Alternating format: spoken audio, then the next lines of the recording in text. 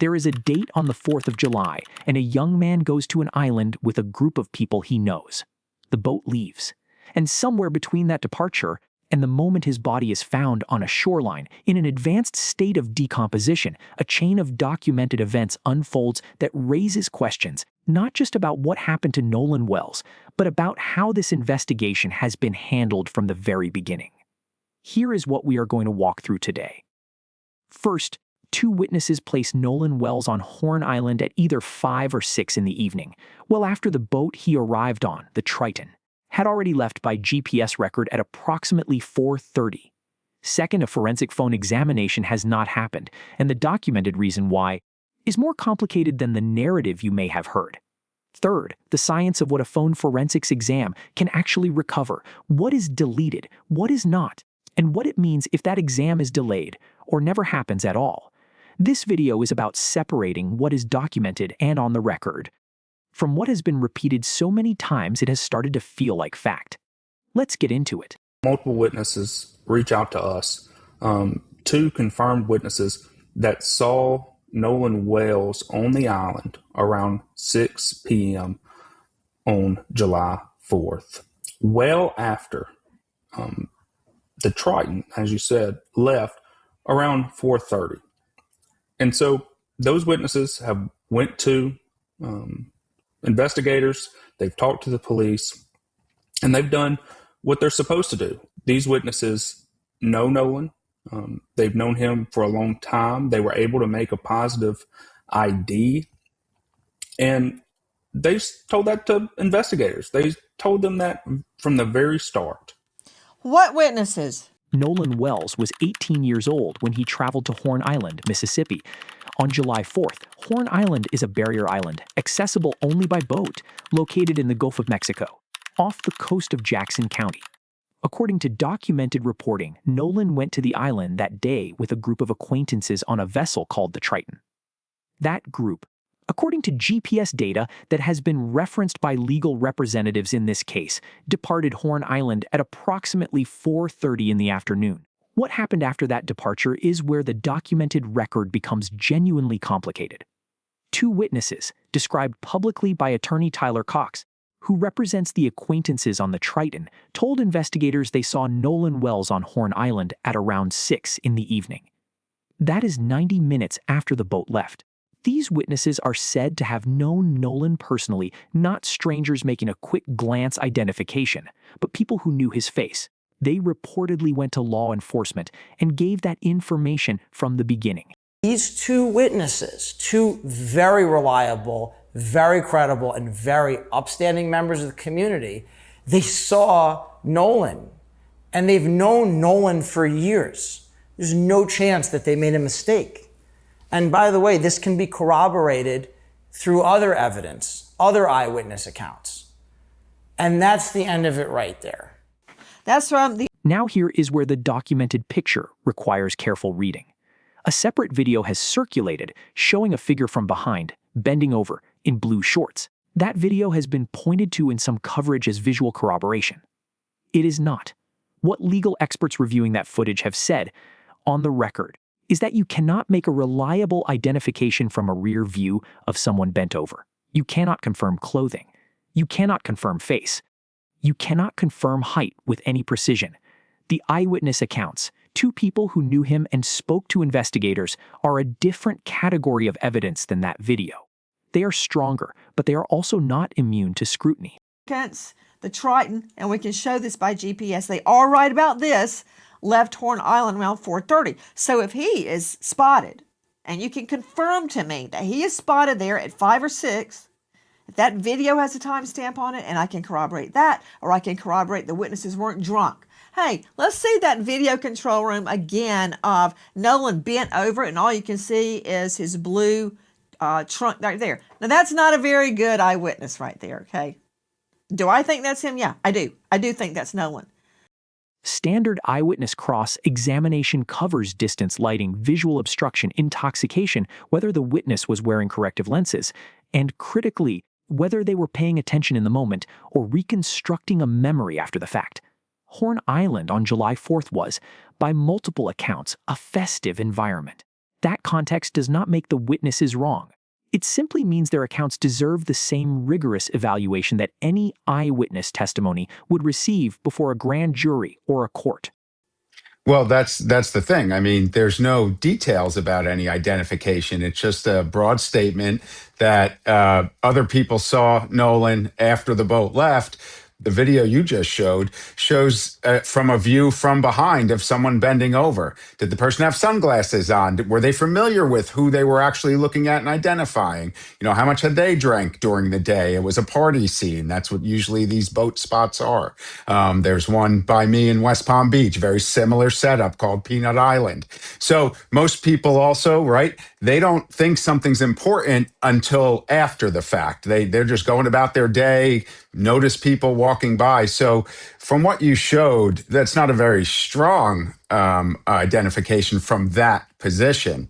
Here is the documented significance of what those witnesses are saying, if their accounts hold up.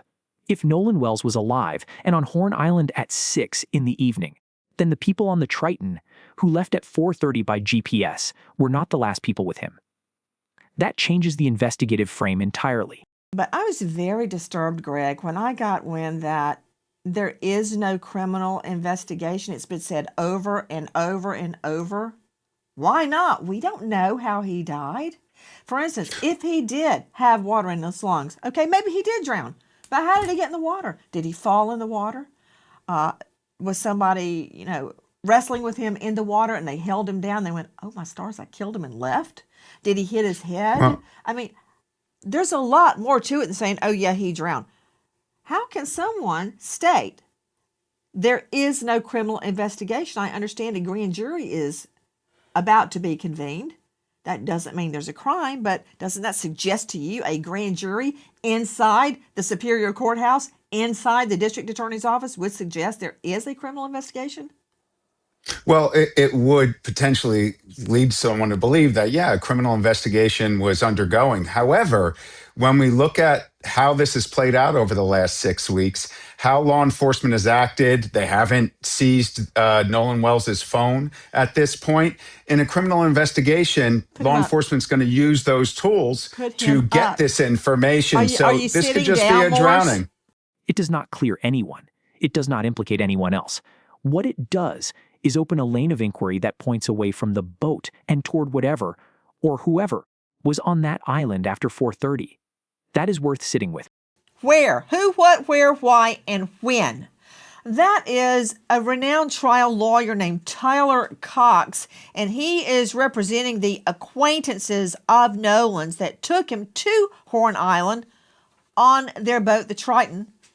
Curious, we've seen, hey, let's pull up that video, control room, of everyone getting on the boat before they went to Horn Island. Now let's talk about the phone.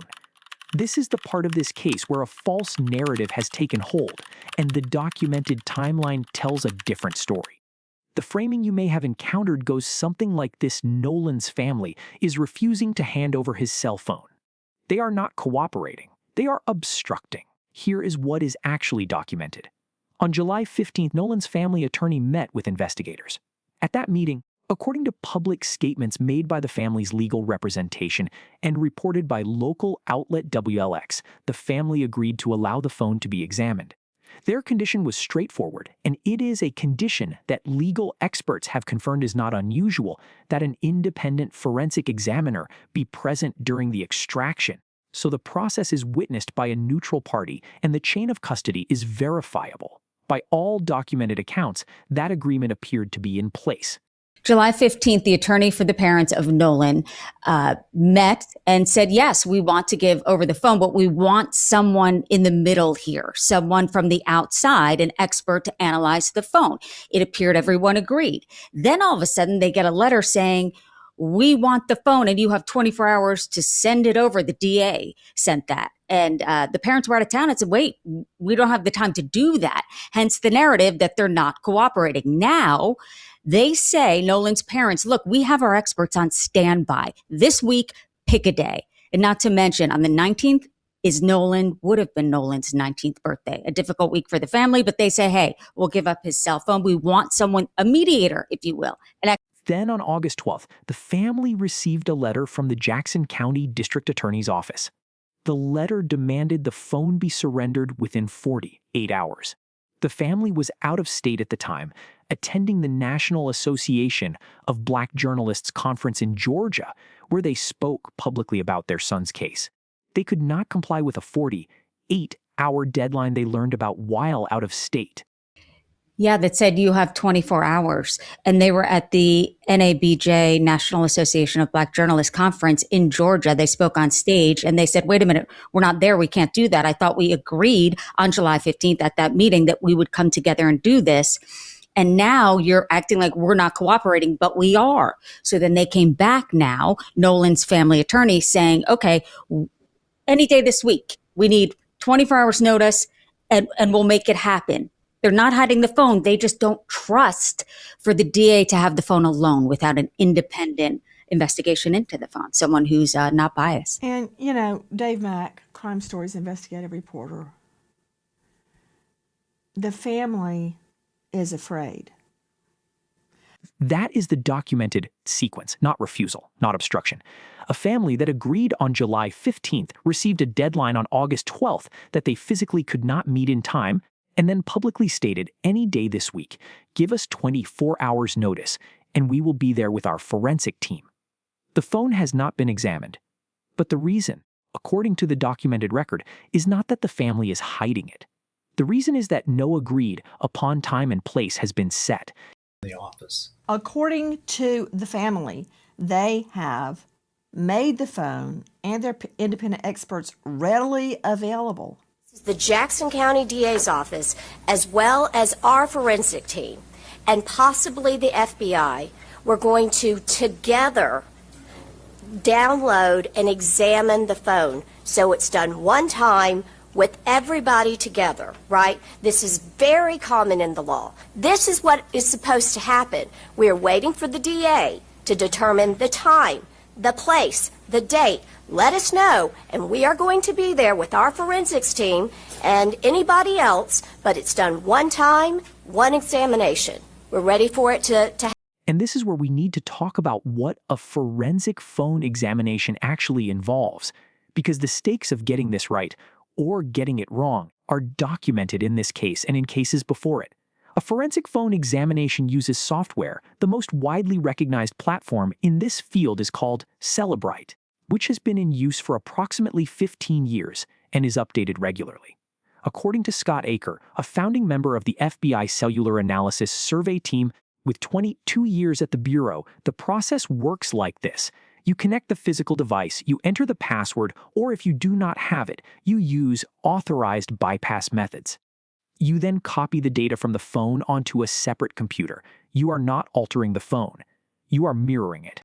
It's pretty easy nowadays. You get the physical phone itself, you hook it up to a device like the Cellebrite, which is one of the main producers of this type of software that can download phones. First of all, obviously, you have to have the password to the phone. If not, then you have to go through a lot of processes to get past the password and into the phone. But once you're into the phone, and this can be done with other people standing by, as you were talking about, another investigator for the defense or for the family or something like that being there, they can sit there and watch you download the phone. And basically, once you download a copy of what's on the phone, and you're not really messing with the evidence that's on the phone, you're not changing it, you're just copying it to another computer, and then you can start going through that data. You can look at all the text messages, and it'll even let you know which ones have been deleted.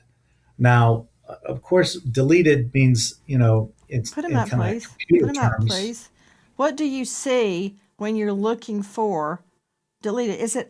Do you see like you log on and you just see all this data, X's and O's and digits, and how do I tell something's been deleted? Explain that to me. I mean, unless it's in recently deleted, but even my twins at age 3 knew how to go into my phone and find recently deleted and delete it. How do you find it? So it's actually just, on the computer screen, you're looking at all the lists of text messages, and it says right to the right of it, this one was deleted. So in an aspect, if it hadn't been overwritten, think about how computers work. You delete something just like a phone. You delete something, it kind of takes it and moves it into a non-use to an area you're not using. And then once, if the phone starts getting full, it starts writing over that deleted stuff. So things that were deleted at some point in time are still there and can be recovered. The actual texts of the text message, the content of the text message is still there until it's getting written over by the phone. That mirrored data can then be analyzed for text messages, photographs, Snapchat activity, emails, call logs, and a chronological timeline of the device's activity.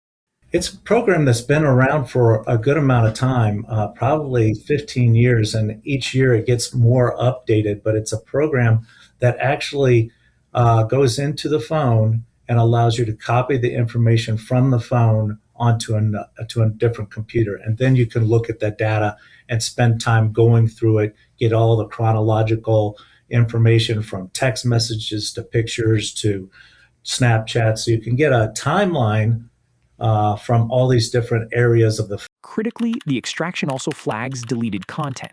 When a file or message is deleted from a phone, it is not immediately erased. It is moved to an unallocated area of the device's memory. It stays there until the phone begins writing new data over that space. So what the examiner sees on screen is a full list, and next to certain messages or files, a notation that this item was deleted. If it has not been overwritten, the content is still recoverable.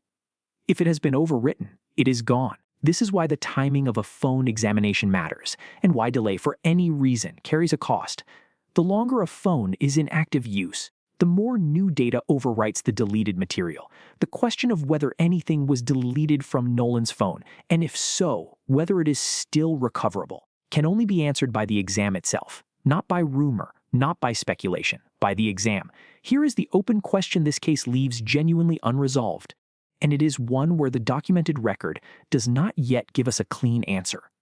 At what point does a family's legitimate concern about chain of custody, which experts in this field have confirmed is a reasonable and legally recognized concern, become a factor that complicates the very investigation that might give them answers? And to be precise about it, the family is not asking to block the examination. They are asking to witness it. That distinction matters. But in a case where a grand jury may be convened, where the official classification has been, at various points, a drowning with no formal criminal investigation attached, the relationship between the family and the DA's office appears, from the documented record, to be marked by a lack of consistent communication. July 15th. Then silence.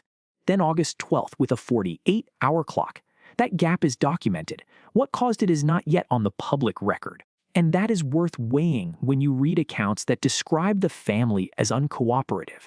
There is one more thread in this case that has received significantly less attention than the phone dispute or the eyewitness accounts. The cadaver dog question. Horn Island is a small, relatively contained barrier island. According to canine forensics experts with documented credentials in this field, human decomposition begins at the cellular level almost immediately after death. The compounds released, putrescine and cadaverin, are what trained human remains detection dogs are trained to locate. But most important, he is a death investigator with over 10,000 death scenes under his belt. Isn't it true, Joe Scott, that a cadaver dog, aka a human remains detection dog, can absolutely detect the scent of a dead person as early as 45 minutes to 3 hours after the death because of the cellular breakdown in organic compounds? Could you translate what I just said, which I've said in court before, into regular people talk? Yeah, so our building blocks are cells, and so those cells begin to break down. And you're right. People don't understand that human decomposition literally begins at a cellular level the moment we're gone, okay? So the two compounds that you're looking for here when it comes to cadaver searches utilizing canine assets are putrescine and cadaverine, or cadaverine as well. And what they are, they're an organic compound that combine as a result of the cellular breakdown, and it gives off a particular odor. Now, to what Jeff was saying just a moment ago, if there is some type of, let's just say, blood evidence, all right, on the boat, that I pray this boat was locked down quickly. If there's a point of impact, say, for instance, on a railing, any of the gunnels in there, those areas in there, and you have blood deposition, guess what happens, Nancy? That blood begins to break down, just like a body does, okay? So you'll have the scent that is there, and it is wholly different than tracking a human, all right? Now, where else would you find it? Well, we know that Nolan's remains are allegedly found on the shore, right? They're allegedly right there. Now, we also know, and remember what the second autopsy said, he's in an advanced state of decomposition at this point in time. So the trick is here trying to understand. That's when he's found on the beach. Hold on. Exactly. Joe Scott, that's when he's found on the beach. But my understanding, and of course, I'm just a trial lawyer. I'm not a canine expert like Jeff Shetler is, but within minutes to hours, minutes, dogs can pick up on the scent of human decomp. It starts almost immediately, and the dog, within the first 24 to 48 hours, under reasonable conditions, a well-trained dog working a scene that size has a meaningful probability of indicating if remains or biological trace evidence consistent with death were present. What those experts also documented clearly is that contamination degrades this potential rapidly.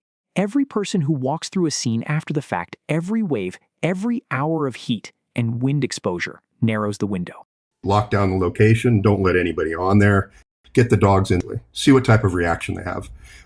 Every second that goes by, every minute that goes by, every hour that goes by will have an impact on the dog work when it comes to age of the material, age of the odor, and more importantly, what your contamination factor is. And this is the one big thing that nobody ever really thinks about. That they think the dogs are going to be these magical creatures that detect everything that you're looking for. But that's going to be mitigated dramatically by any type of human activity on the scene. Whether cadaver dog units were deployed to Horn Island in the early hours of the search is not confirmed in the public record. It may have happened and not been disclosed because law enforcement has no obligation to announce investigative steps to the media, but it has not been confirmed. And that absence from the public record is something worth noting, not as an accusation, but as a genuine gap in what we know. There is a pattern in cases where evidence handling becomes the story almost as much as the case itself. The Ellen Greenberg case in Philadelphia is a documented example. Greenberg was found stabbed more than 20 times, including wounds to the back of her head and neck. The official ruling was suicide. The crime scene was professionally cleaned before it was fully processed. A video documenting the apartment's condition before cleaning was handed to Philadelphia police. They lost it. A computer was removed from the scene. It was never examined. The Greenberg family has spent years trying to overcome the evidentiary losses from those early decisions. All of the evidence was not documented at the scene. The police told, this is in Philly, told the apartment manager, sure, clean it up. As a matter of fact, here's a professional cleaner. Call them. They had it professionally cleaned. Bye-bye, evidence. Gone. Gone. Not only that, the apartment manager took a video of the inside of Ellen's apartment to show basically, look, this is how it was before. This is how it is after. We want to prove we didn't take anything. We didn't steal anything. Everything is accounted for. And that's SOP, Standard Operating Procedure. So when they didn't process the crime scene, they went, oh, thank goodness, at least we have the video. They handed the video over to Philly PD, and they lost it. Yeah. Just let that There's one more thing. There's one more thing that kind of ties back to. There's one more thing that kind of ties back to Nolan's case here as well, and that's the fact that with Ellen, I don't know if you recall this, the computer made it out of there as well. Do you recall that? And that was never examined. Yes. The Wells family has seen cases like this. Their attorneys' public statements reflect awareness of exactly that kind of irreversible loss. Those were the items discussed on July 15th. And there was no follow-up after that until August 12th, when the DA's office, tells the family, well, you got 48 hours to turn the phone over, and they were out of town. So, yeah, there's a lot going on. That is the documented context for understanding why they want a neutral party in the room when that phone is opened. Here is where this case stands on the record. Nolan Wells died on or around July 4th. His remains were found in an advanced state of decomposition on a shoreline near Horn Island. A second autopsy was conducted, the findings of which have been partially referenced publicly but not fully disclosed. 2 witnesses, known to Nolan, told investigators they saw him alive on the island at approximately 5 to 6 in the evening, after the Triton's documented GPS departure at 4:30. A forensic examination of his phone has been agreed to in principle, contested in timeline, and has not yet occurred as of the documented reporting this script is based on. A grand jury is reportedly being considered, though convening a grand jury does not itself confirm a criminal classification. None of that resolves what happened to Nolan Wells between 4:30 in the afternoon and whenever his body entered the water. That answer may be on his phone. It may be in the testimony of those 2 witnesses under oath. It may be in forensic evidence we have not yet been told about. What it is not is settled. If you followed this case and you have a read on what the phone examination will or will not show, I want to hear it in the comments. Not speculation about specific individuals, but your read on what the forensic record, if it is ever fully disclosed, is likely to reveal. In the next video, we are going into the autopsy timeline, the second examination, and what the documented finding of advanced decomposition actually tells us, and does not tell us, about the time and manner of Nolan Wells' death. The record does not always match the headline. Follow so you don't miss it.